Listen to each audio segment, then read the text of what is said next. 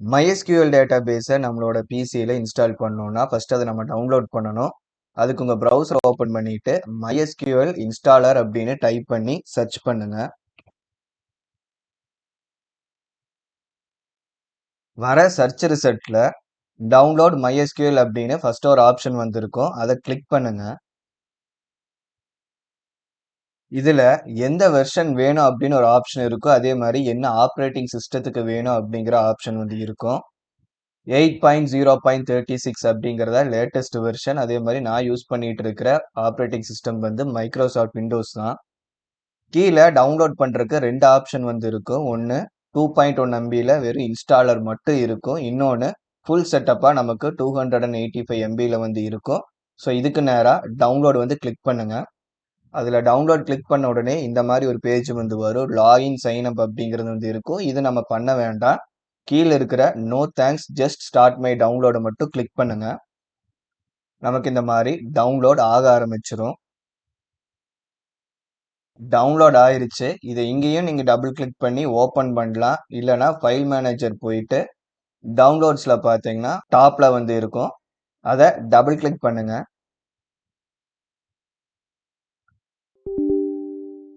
Allow பண்ணணுமா வேண்டாமா அப்படின்னு ஒரு விண்டோ வந்து வரும். அதுல எஸ் கொடுத்து கண்டினியூ பண்ணிக்கங்க.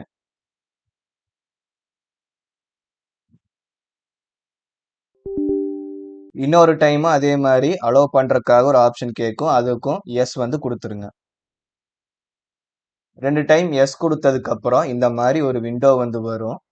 நம்மளோட பிசியில் MySQL செட்டப் வந்து எந்த மாதிரி பண்ணணும் அப்படின்னு கேட்கும்.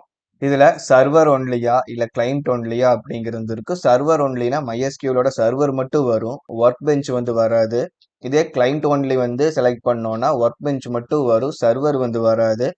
அது எதுக்காக யூஸ் பண்ணுவாங்கன்னா அப்பாச்சி சர்வர் யூஸ் பண்றவங்களுக்கு அதுக்குள்ளேயே MySQLக்கான சர்வர் வந்து இருக்கும்.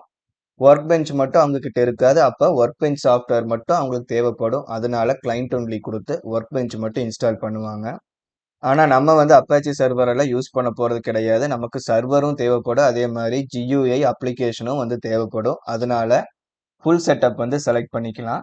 ஃபுல் செட்டப் செலக்ட் பண்ணிட்டு நெக்ஸ்ட் வந்து கொடுங்க. இந்த விண்டோல வந்து நமக்கு இப்ப என்னென்னலாம் இன்ஸ்டால் ஆக போகுது அப்படிங்கிறது வந்து காட்டியிருக்கு. இதுல நமக்கு சர்வர் வந்து இன்ஸ்டால் ஆகும். அதே மாதிரி ஒர்க் பெஞ்சுங்கிற யூஐயும் வந்து இன்ஸ்டால் ஆகும். MySQLோட ஷெல் வந்து இன்ஸ்டால் ஆகும். அதுக்கப்புறம் ரவுட்டர் வந்து இன்ஸ்டால் ஆகும். இது ரெண்டும் வந்து ஒரு டாக்குமெண்டேஷன் ஃபைல் மாதிரி தான் வந்து இருக்கும். இது வந்து நம்ம யூஸ் பண்ண மாட்டோம். இருந்தாலும் இந்த செட்டப்ல இதுவும் நமக்கு இன்ஸ்டால் வந்து ஆகும். இப்போ என்ன பண்ணலாம்னா எக்ஸிக்யூட் வந்து கிளிக் பண்ணணும்.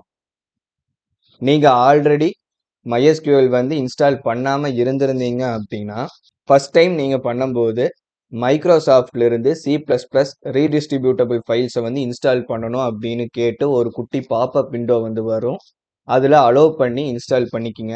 நான் நிறைய டைம் என்னோட டிவைஸில் வந்து நான் MySQL இன்ஸ்டால் பண்ணியிருக்கிற காட்டிக்கு எனக்கு அந்த மாதிரி ஆப்ஷன் வந்து கேட்காது. ஸோ உங்களுக்கு ஃபர்ஸ்ட் டைம் நீங்கள் இன்ஸ்டால் பண்ணும்போது கேட்கும்.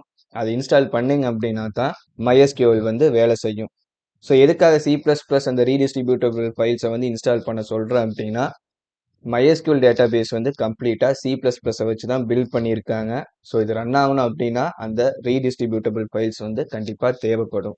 இந்த லிஸ்ட்டில் இருக்கிறது சிலது சீக்கிரம் இன்ஸ்டால் ஆயிரும், சிலது வந்து டைம் எடுக்கும். அதுக்கேற்ற மாதிரி நான் வீடியோவில் ஸ்கிப் வந்து பண்ணியிருப்பேன். அதனால உங்களுக்கு ஃபாஸ்ட்டாக ஆகலை அப்படின்னு நினைக்க வேண்டாம். நான் ஸ்கிப் பண்ணதுனால தான் வீடியோவில் டக்குன்னு முடிஞ்ச மாதிரி இருக்கும். ஸோ இப்போ இருந்தது எல்லாமே டவுன்லோட் ஆகி இன்ஸ்டால் ஆயிடுச்சு. இப்போ என்ன பண்ணலாம்னா நெக்ஸ்ட் ஆப்ஷன் வந்து செலக்ட் பண்ணிடலாம். இதுலையும் நெக்ஸ்ட் வந்து கொடுக்கணும். இந்த விண்டோலையும் நமக்கு எல்லாமே டிஃபால்ட் தான் வந்து தேவைப்படும். அதனால இங்கேயும் நெக்ஸ்ட் கொடுத்துடலாம். எப்போ மாத்துற மாதிரி இருக்குன்னா சப்போஸ் இந்த 3306 அப்படிங்கிற போர்ட்டை வேற ஏதாவது சர்வருக்கு அலோகேட் பண்ணியிருந்தோம் அப்படின்னா நம்ம இந்த இடத்துல போர்ட்டை மாற்றி செட்டப் பண்ணுற மாதிரி இருக்கும்.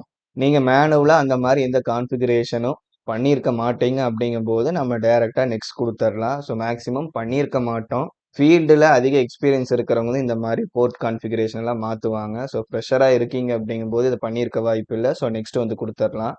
ஸோ இதில் ரெண்டு ஆப்ஷன் கேட்கும். என்கிரிப்ஷன் பண்ணுறதுக்கு பழைய மெத்தட் வந்து யூஸ் பண்ணுறதா லேட்டஸ்ட் மெத்தட் வந்து யூஸ் பண்ணுறதான்னு கேட்கும். ஸோ லேட்டஸ்ட் மெத்தடுக்கு தான் வந்து ரெக்கமெண்டும் பண்ணியிருப்பாங்க. ஸோ இதுலேயும் எதுவும் சேஞ்ச் பண்ணாமல் நெக்ஸ்ட் கொடுத்துடலாம். இப்போ நம்மளோட MySQL சர்வருக்கு ஒரு பாஸ்வேர்டு வந்து வைக்க சொல்லும். இங்க நீங்க என்ன பாஸ்வேர்ட் வேணாலும் வச்சுக்கலாம். அதனால எந்த ப்ராப்ளமும் இல்ல. நீங்க கிளவுடுல MySQL சர்வர் கிரியேட் பண்றீங்கன்னா தான் பாஸ்வேர்ட் கரெக்ட்டா வந்து வச்சிருக்கணும். மத்தவங்க கூட ஷேர் பண்ணக்கூடாது. ஏன்னா கிளவுட்ல இருக்கிற ஒரு இன்ஃபர்மேஷன யாரு வேணாலும் ஈஸியா ஆக்சஸ் பண்ணலாம். ஆனா இந்த MySQL இருக்கிற எல்லா டேட்டாவுமே உங்களோட பிசில மட்டும் தான் இருக்கும். அதுவும் பார்த்தாம இந்த MySQL வந்து நம்ம இப்ப இன்ஸ்டால் பண்றதே நம்மளோட லேர்னிங் ப்ராசஸ்க்காக தான். ஸோ சென்சிட்டிவான கன்டென்ட்ஸ் எதுவுமே நம்ம இப்ப ஸ்டோர் பண்ணி வைக்க போறதில்ல. அதனால சிம்பிளான பாஸ்வேர்டே வந்து குடுத்துக்குங்க. நான் எப்பவுமே லோக்கல் செட்டப்க்கு குடுக்குற பாஸ்வேர்ட் 1234 தான். ஸோ ஞாபகம் வச்சுக்கிறதுக்கு ஈஸியா இருக்கும். திரும்பவும் ரிப்பீட் பாஸ்வேர்ட்லயும் 1234 வந்து குடுக்குறேன். ஸோ இது வீக் அப்படின்னு காட்டும். உங்களுக்கு ஸ்ட்ராங்கான பாஸ்வேர்ட் ஏதாவது தேவைப்படுது அப்படிங்கும்போது, ரிமெம்பர் பண்ற மாரி ஈஸியா இருக்கிற பாஸ்வேர்டா வச்சுக்கங்க. நான் நெக்ஸ்ட் வந்து குடுக்குறேன். எந்த பாஸ்வேர்ட் வச்சிருந்தீங்கனாலும் சரி, அத ஞாபகம் வச்சுக்கங்க. ஒவ்வொரு டைமும் நம்ம அத யூஸ் பண்ற மாரி இருக்கும். ஸோ இந்த இடத்துல ஏதாவது யூசர்ல கான்ஃபிகரேஷன் மாத்தணும் அப்படின்னா நம்ம சேஞ்சஸ் வந்து பண்ணலாம். பட் இப்ப நான் எந்த சேஞ்சஸும் பண்ணல. நெக்ஸ்ட் குடுக்குறேன்.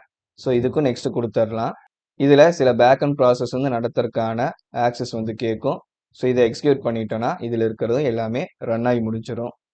ஸோ இதுல ஃபினிஷ் கிளிக் பண்ணுங்க. கிளிக் பண்ணிட்டு திரும்பவும் நெக்ஸ்ட் வந்து கிளிக் பண்ணுங்க. இதுலயும் நெக்ஸ்ட், நெக்ஸ்ட். இப்ப நம்ம முதல்ல ஒரு பாஸ்வேர்ட் வந்து வச்சிருந்தோம். ஸோ அந்த பாஸ்வேர்ட இப்ப நம்ம என்டர் பண்ணணும். 1234 நான் கிரியேட் பண்ணியிருந்தேன். அதை என்டர் பண்ணிக்கிறேன். வேலிடான பாஸ்வேர்டு இல்லையான்னு நம்ம செக் பண்ணணும். இந்த செக் மேல கிளிக் பண்ணோம்னா கரெக்டான பாஸ்வேர்டை என்டர் பண்ணியிருந்தோம் அப்படின்னா இந்த மாதிரி கனெக்ஷன் சக்சீடட் அதுக்கப்புறம் இந்த இடத்துல ஒரு டிக் மார்க் ரெண்டுமே வந்து வந்திருக்கும். இது வந்ததுக்கு அப்புறம் நெக்ஸ்ட் கொடுங்க. இங்கேயும் எக்ஸிக்யூட் கொடுங்க. இங்க ஃபினிஷ் கொடுங்க. திரும்பவும் நெக்ஸ்ட், ஃபினிஷ். ஸோ ஃபைனலாக எல்லா செட்டப் முடிஞ்சதுக்கப்புறம் இந்த மாதிரி கமெண்ட் ப்ராம்ப்ட் வந்து ஒன்று ஓப்பன் ஆகும். இது ஓப்பன் ஆன கொஞ்ச நேரத்திலேயே இந்த மாதிரி நம்மளோட MySQLோட ஒர்க் பெஞ்ச் வந்து ஓப்பன் ஆகிருக்கும். ஃபர்ஸ்ட் டைம் இன்ஸ்டால் பண்ணோடனே இந்த MySQL ஒர்க் பெஞ்ச் வந்து ஆட்டோமேட்டிக்காக ஓப்பன் ஆகிக்கும்.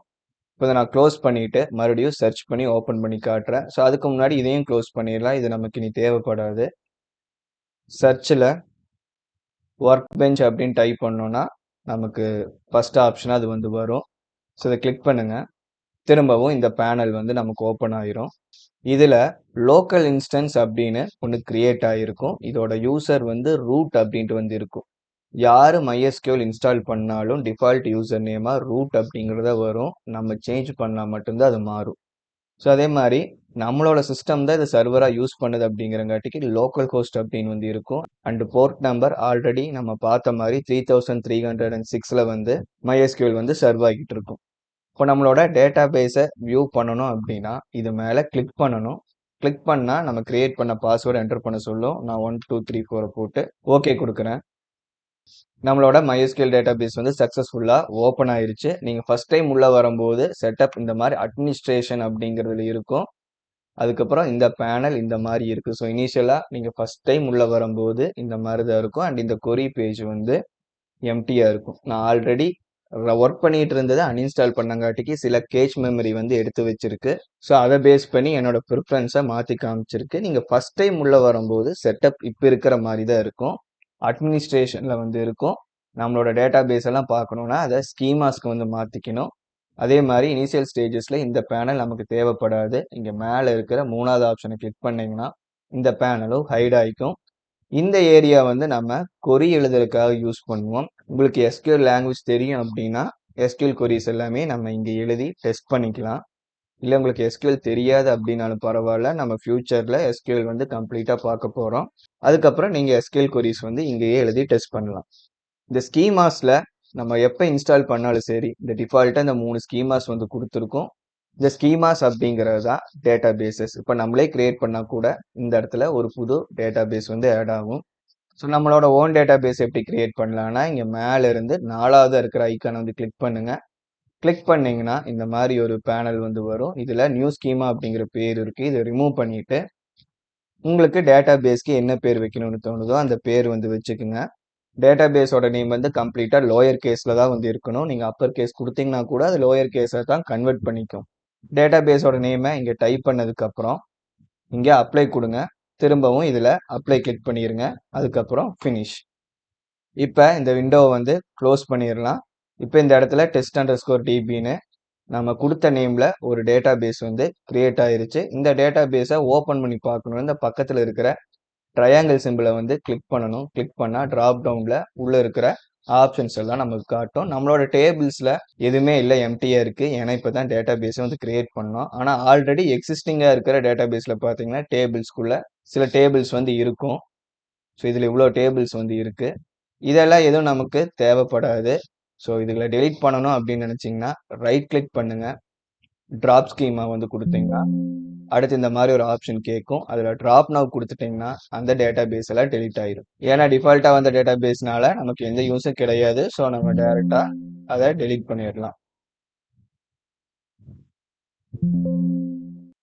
ஸோ இப்போ வந்து நம்ம சக்ஸஸ்ஃபுல்லாக MySQL டேட்டா பேஸை வந்து இன்ஸ்டால் பண்ணிட்டா ஒர்க் பெஞ்சும் நமக்கு இப்போ ஒர்க் ஆகுது. இனி இந்த MySQL டேட்டா பேஸை நம்ம எந்த பேக் அண்ட் லாங்குவேஜ் கூட வேணாலும் கனெக்ட் பண்ணி ஒர்க் பண்ணலாம். ஸோ இந்த வீடியோ அவ்வளோதான். உங்களுக்கு பிடிச்சிருந்தா மறக்காமல் லைக் பண்ணிவிட்டு நம்ம சேனலுக்கு சப்ஸ்கிரைப் பண்ணிடுங்க. உங்களுக்கு ஏதாவது டவுட்ஸ் இருந்துச்சுன்னா கமெண்ட்ஸில் சொல்லுங்கள். தேங்க்ஸ் ஃபார் வாட்சிங்.